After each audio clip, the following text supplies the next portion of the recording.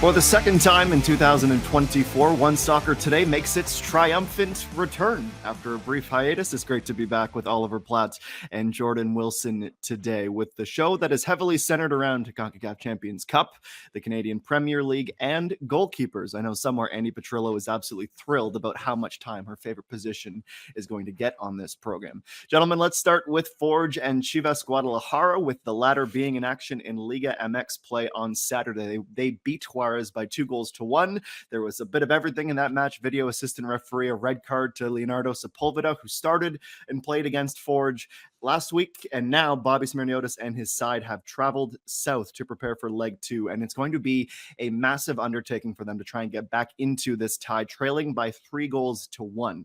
By virtue of the away goals rule, that basically means Forge can't concede away from home at a place where Chivas is dominant in this competition, and they have to score thrice, Jordan Wilson. Because of that and the stakes and the tournament being on the line here, how do you approach this if you are Bobby Smirniotis and that team? Do you go out and play for something and risk perhaps a lopsided scoreline? Are you a bit more pragmatic? Put your manager's cap on. Yeah, I think they gotta go for it in some respects. Look, this is an uphill battle, right? Like 3 goals to score in Mexico, and then you have to basically walk on eggshells and make sure that this team that obviously can clearly score and have a few threats on their team, it's a tough battle because you know that they're probably going to do that. I think for Ford, the bigger question is just going out and getting that test that they won't normally get in a CPL season. They're going to play the best team possibly for the year in their calendar. So I think just going out there, getting your strikers to go against the defenders, try to get something out of the match. I think for me, it's not even looking at the tie so much. It's just looking at the individual match. And what I mean by that is if you could win 2-1 or even lose 2-1, just keeping it close and having a better match. I don't see Ford ever playing a scared type of way. They don't really know how to do that. They always try to play football. They're always brave out of the back. You notice this is a team with their goal kicks.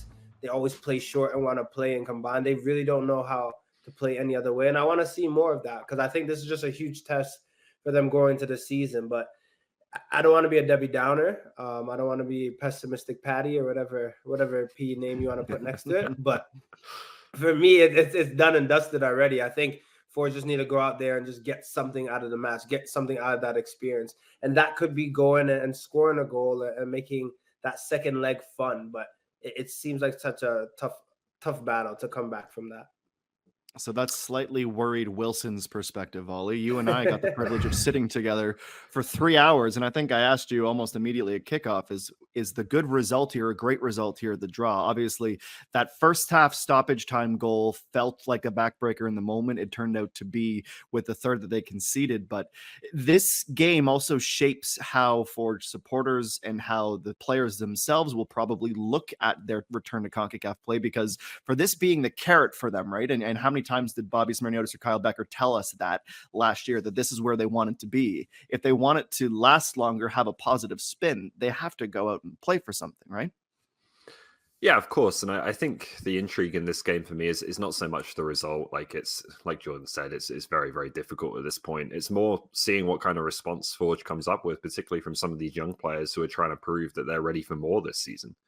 And in general, just trying to gauge where this Forge team is at when it comes to the construction of their roster. And look, this was a team that finished a long way behind Cavalry last season. It was a team that, said themselves that they had a little bit of a problem with complacency and motivation, not having that continental football to maybe stoke the fire a little bit internally. And so I think there's still some real question marks about this team as to how much they need to do going into the CPL season as well. And I think we'll get some answers in this game on that front as to who's ready to step up into a bigger role, who's ready maybe for a bit of a bounce back season. We saw some glimpses from the likes of Tristan Borges on that goal that they did score, versus maybe how much do they need to do in the transfer market to get up to the level of Cavalry, who have brought everyone back and are adding to that squad, or even Atletico Ottawa, who were, behind them last season, but have made a massive splash to start this offseason in the transfer market. So I think there's going to be some interesting kind of takeaways on that front, even if the result and the progression in the tie looks beyond them at this point. Well, the other match that you and I called together was, of course, Vancouver Whitecaps and Tigres, and a much different feeling after that game. Again, there was a late goal, not in stoppage time, but rather towards the end. Some magic from Andre Pierre-Gignac. It feels different, as if it would have been had their second goal not been overturned by a VAR offside. And on the replay, it feels less controversial seeing the first wave, but that's neither here nor there. The fact of the matter is they're going into El Volcan and they are level. How do you think Vanny approaches this with the wider field, with the different climate, all of the factors that seemingly gave them an advantage at Starlight versus what they're going to have to do on Wednesday? I think from a mentality standpoint, it's got to be the same thing. Like, I think they did all of the right things at Starlight Stadium. They were very good without the ball, had a clear, idea of how they wanted to play, how they wanted to create transition opportunities, which we know is the Whitecaps' big strength. And I think the game plan will be similar on that front here. That there's just a few big differences this time, right? One is that environment, the pitch, stadium, playing in front of a really good Tigres crowd. It's always a big attendance in that stadium and a great atmosphere. And then you have things like, now Tigres have tape, right? Like, this was Vancouver's first game of the season. You can watch games from last season, but maybe there's a few differences in terms of how they set up tactically that you might not expect. You've got to adjust to those in game, which isn't always easy. Now Tigres have the opportunity to review this game, to be much more prepared, I think. And so Sartini's going to have some things up his sleeve there to surprise them a little bit. And you also look at the potential for Tigres to play something closer to their strongest team, right? Which I don't think they were quite at, even though it was a very strong team on Vancouver Island. And particularly if a player like Brunetto, who I think is pretty much as good as anyone in this region right now, if he comes into the starting lineup, if Lainez comes in, that left-hand side is really, really strong. And that's going to present a different kind of challenge. So I don't think the Whitecaps want to change too much in terms of their approach. I think they have to go for it. I think they have to try and unsettle this team and cause them problems in the way they did in the first leg. I just think it's going to be much harder potentially to do that in this game than it was in leg one. And same occasion or same math for Vancouver, and that they need an away goal. A 0-0 draw would see Tigres advance on those away goals. So they do have to play a little bit more of a protagonist style role. Jordan, in this couple of years that you and I have worked together, we've seen some pretty cool things. A lot of them center around the fact that Vancouver Whitecaps have become the professional side in Canadian football. They, of course, are the Canadian Championship returning champions 2 times. But based on their competition in that tournament and who they're up against in this strong Tigres side, if they advance, do you think that's a bigger achievement than winning the Voyageurs Cup? I do not. I think the three-peat, first of all, is pending. But what I will say is, I like that. It's pending. I think they're there. But furthermore, what I will say is that this will be the Whitecaps' chance to beat a powerhouse and make a push. But I still think that Canadian Championship, beating those teams where you need to, and winning in the final, and just being that three-peat. There's only TFC to have done it. To go up there and to do that, I think this is huge for them this year.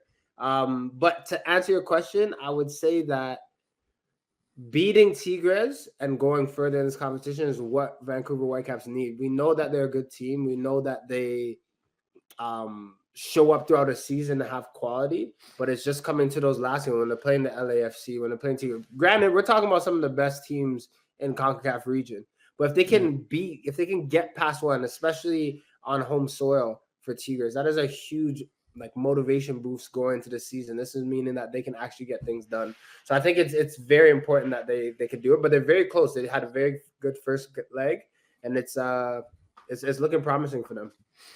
Flat shaking his head, which means he's not going to pander to the Canadian audience like Jordan just did. Hate to do this to my good friend. You got to do it sometimes.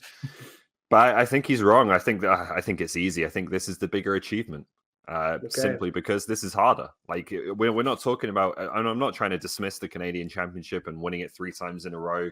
Of course, that would be massive for the Whitecaps, and it's going to be a priority in their season. But there's nothing in their way, in terms of their pathway to winning that trophy, that remotely compares to beating Tigres over 2 legs right now. That's just the reality of the status of these Canadian teams. TFC, nowhere near. Montreal trying to retool a little bit, but again, not close to a team like Tigres. And then you've got the CPL teams who put up a great fight every year, but are on a fraction of the budget. Like, beating this team, arguably the best team in the region, over 2 legs in this competition with a chance to go on and compete for this trophy, this for me would be the bigger achievement, and it's not close. And if CF Montreal are able to win the Canadian Championship this year and get into Concacaf Champions Cup next year, they might be playing at Starlight Stadium too, because the Big O is getting a new roof, and who knows where they're going to kick a football God, don't get me started February. on that. Just stir the pot a little bit there. I know that this next topic is one we have to discuss because it is making news, and this is what happens when you are the four-time champions, I'm already forgetting Forge's vast success, but also the goalkeeper of the year. Now, before the tournament came out, we saw that Forge put out a club statement saying Tristan Henry would be away from the team dealing to personal matters. There's been various reporting, some of it on our Matchday Live pregame show, other journalists that are well respected in the space putting out statements on a dispute with the contract. Tristan even took to X to try and clarify and update the situation from his perspective, but a lot of this leaves the question remained it's unresolved at the moment, and there's stakes on both sides for a club that wants to get something if Tristan should leave, because he is the goalkeeper of the year, and for Tristan there's a various number of reasons why he wants this sorted out properly. I guess where this leaves us, Jordan Wilson, is, are you expecting Tristan Henry to play for Forge this year? That's such a tough question. I think with all that's happened, when you know Tristan and just knowing, I guess playing against him, he's not a person that, it's funny because he wears his shorts down low and like he's very cocky, gets into people's faces, but he's really not like that off the pitch. I think that he's had ambition for a while, and this is just me speculating. When you talk to players and you just feel their vibe, to leave for a while. I think that for him not to be in preseason, and this just might be that time where he's ready to go in 2024 this season. I think all that's transpired. I think there's a very slim chance that he's wearing a Forge uniform, in my opinion, going into 2024, because I think so much has happened where you're like, yeah, I want to go.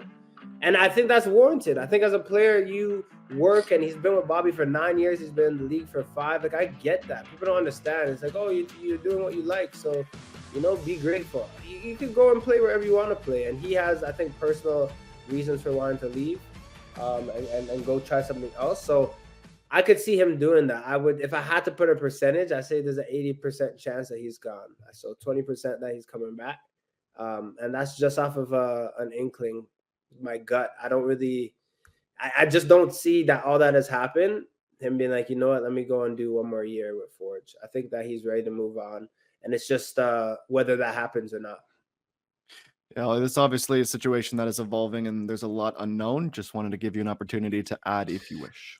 Yeah, I mean, not a lot to add to Jordan. I obviously have sympathy for him if he's in a situation where he wants to leave at this point, particularly if there are personal reasons involved. And I don't know. I've seen what's been reported, and I've seen him put out a denial. I don't know the specifics here. But if there is some kind of personal situation, you would hope that, the club would be able to cater to that and find a solution that works for everyone, and is best for the player and the club. At the same time, I do think there was a bit of a rush to kind of condemn Forge here. And the reality is that the player is under contract, and it's difficult as a club to kind of set this precedent that when you have a player under contract, but he has some reason that he wants to be elsewhere, you just say, yeah, sure, you can walk away for nothing. Like the club has to be careful in those situations as well. So complicated situation. Tristan Henry has done immense service for Forge, obviously, and I hope he gets whatever solution works out for him, whether that's staying with Forge or going somewhere else.